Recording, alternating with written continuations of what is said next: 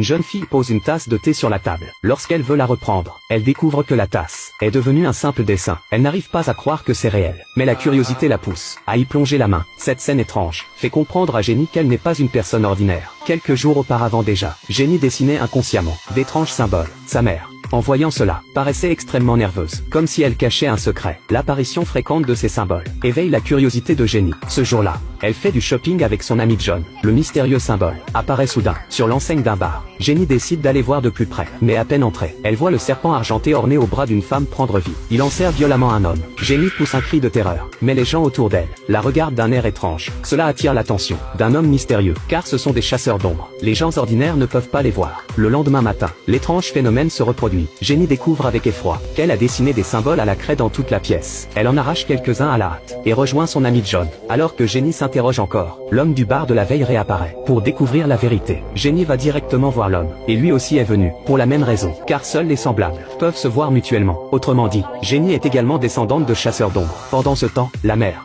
seule à la maison, semble percevoir quelque chose d'anormal. Avant même de voir clairement, elle est projetée d'un coup de pied. Elle se dépêche de verrouiller la porte et appelle rapidement sa fille pour lui dire de ne surtout pas rentrer à la maison. Puis elle sort une fiole et en boit le contenu. Jenny, comprenant que sa mère est en danger, se précipite vers la maison. Quand elle arrive, tout est dévasté. Sa mère a disparu. Jenny n'a d'autre choix que de demander l'aide de la sorcière voisine. Celle-ci sort les cartes de tarot que la mère de Jenny lui avait confiées. Alors que Jenny déplace sa paume, une carte de tarot est automatiquement attirée et le motif qu'elle porte est immédiatement reconnu par l'homme. C'est la coupe sacrée. Sa mère était aussi une chasseuse d'ombre. Pour retrouver sa mère, l'homme emmène Jenny au quartier général des chasseurs d'ombre. Grâce aux explications du responsable, Jenny découvre l'histoire de sa mère et celle de la coupe sacrée. Selon la légende, il y a très longtemps, un archange versa son sang dans la coupe. Ceux qui en buvaient devenaient des semi-anges, et leurs descendants possédaient également un pouvoir immense, assez puissant pour combattre les démons et protéger le monde. Mais la cupidité humaine est sans limite. Pour obtenir un pouvoir encore plus grand et dominer le monde, le grand méchant déroba la coupe, et l'utilisa pour faire toutes sortes d'expériences sur lui-même. Il apprit même à invoquer et contrôler les démons. La mère de Jenny,